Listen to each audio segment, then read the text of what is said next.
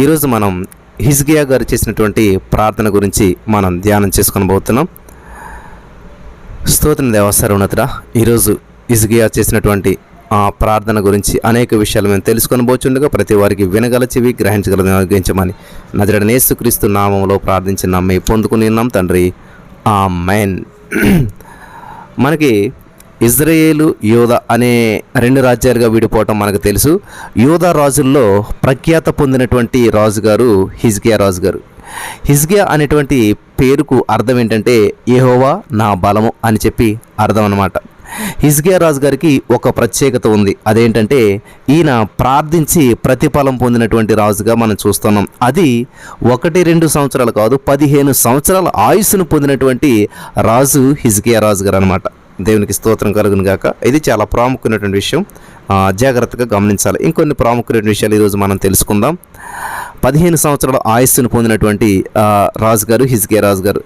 దైవజనులతో ప్రవక్తలతో సన్నిహితమైనటువంటి సంబంధం కలిగినటువంటి వాడు హిజ్కియా రాజు గారు. వారిని ప్రేమిస్తూ ఉండేటువంటి వాడు గనుకనే వారు ఈయన దగ్గరకు వస్తూ వెళ్తూ ఉండేటువంటి వారు.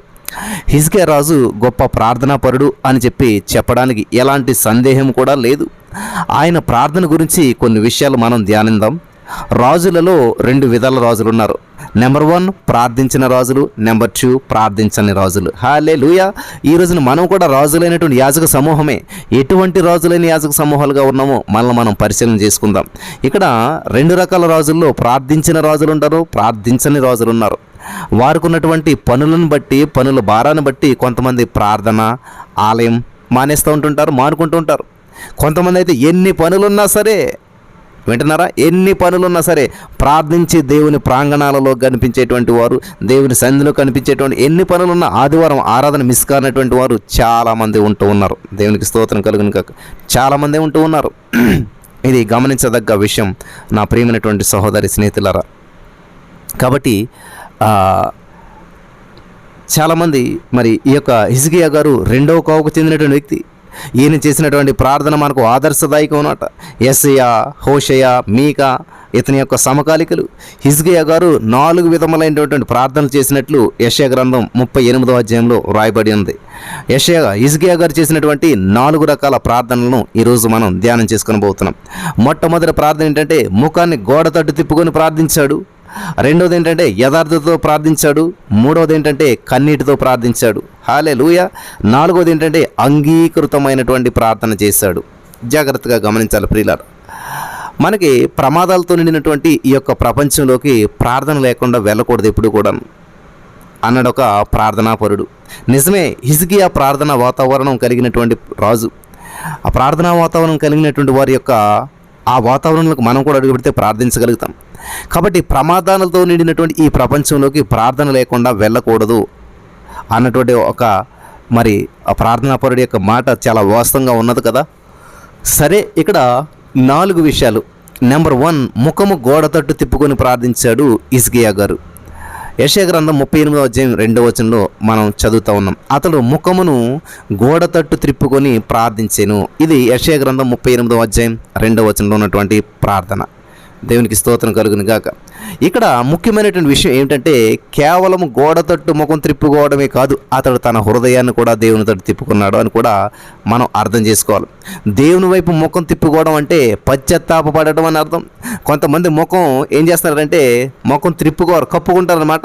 దేవునికి దూరంగా ప్రయాణం చేస్తూ ఉంటుంటారు. కొంతమంది దేవునికి దూరంగా వెళ్తూ ఉంటుంటారు. వింటున్నారా? ఇది చాలా ప్రాముఖ్యమైన విషయం అనమాట. ఈ రోజున ముఖం తిప్పుకుంటున్నారా, కప్పుకుంటున్నారా, లేకపోతే దేవునికి ఎలాగా దేవుని తట్టు తిప్పుకోవాలి ఇక్కడ ముఖం. కాబట్టి ఇది చాలా ప్రాముఖ్యమైన విషయం అనమాట. కాబట్టి దేవుని వైపు ముఖం తిప్పుకోవడం అంటే ఏంటంటే పశ్చాత్తాపపడటం అనమాట. కాబట్టి ఇంకో విధంగా చెప్పాలంటే కప్పు కొనక ఒప్పుకోవడమే దేవుని వైపు తిప్పుకోవడం అనమాట. దేవునికి స్తోత్రం కలిగిన కాక. అర్థమైందా? కప్పు కొనకుండా ఒప్పుకోవడం. కాబట్టి ఈ సందర్భంగా 3 వ్యక్తుల గురించి మనం ఆలోచించేద్దాం. ఈ సందర్భంలో 3 వ్యక్తులు మనకి ఆలోచించేసి ముందుకెళ్ళిపోదాం మనం. ఇక్కడ ఆదాము చూసినట్లయితే ఎందుకు పండు తిన్నామని చెప్పి దేవుడు ప్రశ్నిస్తే ఆ నేరం హవ్వ మీదకి పెట్టేశాడు. ఆ నేరం హవ్వ మీదకి నెట్టేశాడు. అంటే ఒప్పుకునేటువంటి స్వభావం లేదు కాబట్టి కప్పుకునేటువంటి స్వభావం ఉంది అని మనకి ఇక్కడ అర్థమవుతుంది. చాలామంది ఈ రోజున దేనికైనా రీజన్ ఏంటంటే నా జీవితం ఇలా నాశనం అవడానికి ఇది కారణం, అది కారణం, వాళ్ళ కారణం, వీళ్ళ కారణం అని చెప్పి నెట్టేస్తూ ఉంటారు. వాళ్ళు ఒప్పుకునేటువంటి వాళ్ళు కాదు, కప్పుకునేటువంటి వాళ్ళు అనమాట. వింటున్నారా నా ప్రియమైనటువంటి సహోదరి స్నేహితులారా? నెక్స్ట్ నినివే ప్రజలు మనం చూసినట్లయితే వీరు చాలా మంచివారు, దేవుని ఉగ్రత రాబోతుందని చెప్పి వినగానే రైతు నుంచి రాజు వరకు కూడా పశ్చాత్తాపడ్డారు. దేవుని వైపు తమ ముఖాలను త్రిప్పుకున్నారు. ఉగ్రత నుంచి విమోచన పొందారు. వీరి యొక్క పశ్చాత్తాప మనసు దేవునికి నచ్చింది. యోనా గ్రంథం 3వ అధ్యాయం 5 నుంచి 10 వచనాలు. వాళ్ళు కప్పుకోలేదు ప్రియులారు, ఒప్పుకున్నారు. దేవునికి స్తోత్రం కలుగును గాక. అలాగే మూడవదిగా మనం చూసినట్లయితే దావీదు రాజు కీర్తన గ్రంథం 32వ అధ్యాయం మీరు చదువుకున్నట్లయితే నా దోషమును కప్పుకొనక నీ ఎదుట నా పాపమును ఒప్పుకొంటిని, యెహోవా సన్నిధిని నా అతిక్రమణను ఒప్పుకుందని అనుకుంటుని, నీవు నా దోషమును పరిహరించి ఉన్నావు అని చెప్పి దేవుని కీర్తించాడు. దేవునికి స్తోత్రం కలుగును గాక. హల్లెలూయా, దేవునికి స్తోత్రం. కాబట్టి ఇక్కడ హిజ్కియా రాజు గారు, ఆయన మహారాజు. నాలుగోది, హిజ్కియా మహారాజు ఆయన ఇచ్చిన ముఖాన్ని, హృదయమును దేవుని వైపు త్రిప్పుకున్నాడు. అందుకే దేవుడి నుండి ఆయుస్సు, ఆరోగ్యం, వాటితో పాటు రక్షణ ఆనందం పొందుకున్నాడు, ధన్యుడయ్యాడు. ఈ రోజున ఇక్కడ 4 వ్యక్తులు మీ మధ్య ఉంచాను ప్రియులారా. మీరు ఈ 4 ఎవరి వలె కప్పుకుంటున్నారా, ఒప్పుకుంటున్నారా? ఆదాం ఏం చేశారంటే కప్పుకునేటువంటి స్వభావం ఉంది ఆదాంకి. నినివే ప్రజలు ఒప్పుకున్నారు, దావీదు రాజు ఒప్పుకున్నాడు, హిజ్కియా రాజు గారు ఒప్పుకున్నాడు. హల్లెలూయా, దేవునికి స్తోత్రం కలుగును గాక. ఇది చాలా అద్భుతమైనటువంటి సంఘటన. అలాగే నెక్స్ట్ హిజ్కియా రాజు గారు చేసిన రెండో ప్రార్థన ఏంటంటే యథార్థతతో ప్రార్థించాడు. యెషయా గ్రంథం 38వ అధ్యాయం 3వ వచనం, యెహోవా యథార్థ హృదయుడనై సత్యముతో నీ సన్నిధిని నేను ఎట్లు నడుచుకుంటునో అని హిజ్కియా గారు ప్రార్థిస్తూ ఉన్నాడు. అంటే ఈ రాజు యథార్థతతో దేవుని ప్రార్థించాడని చెప్పి మనకు చాలా స్పష్టమవుతుంది. కొంతమంది ప్రార్థనలో ఈ యొక్క యథార్థతకు ఉండదు, అవకాశం ఉండదు. భాషకు ఉన్నంత ప్రాముఖ్యత యథార్థతకు ఉండదు. హల్లెలూయా.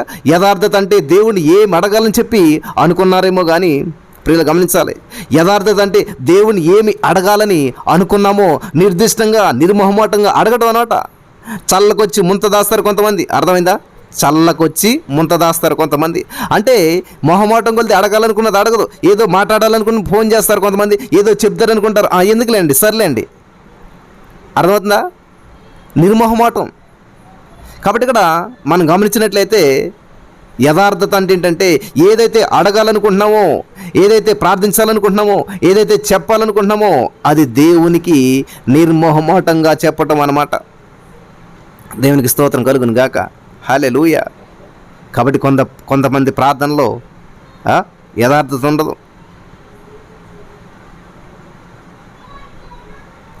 భాషకు ఉన్నంత ప్రాముఖ్యత యథార్థత ఉండదు.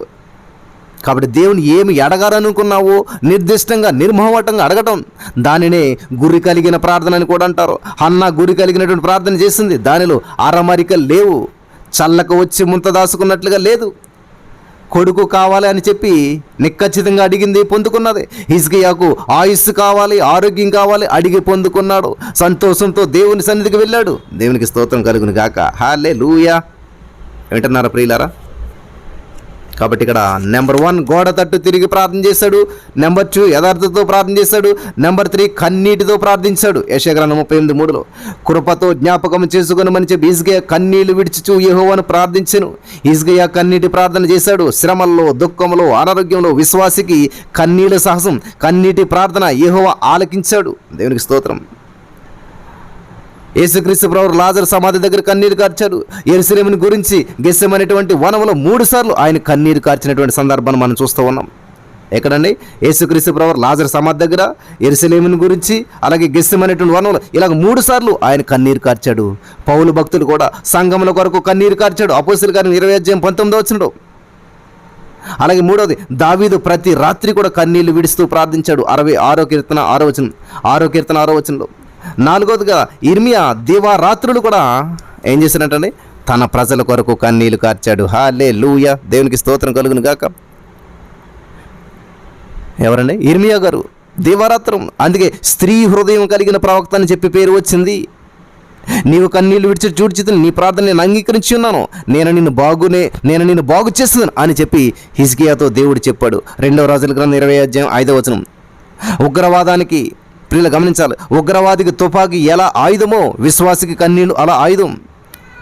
కాబట్టి అందుకే దైవజనులు కన్నీళ్లతో విత్తి ఆనందగానంతో పంట కోస్తారు.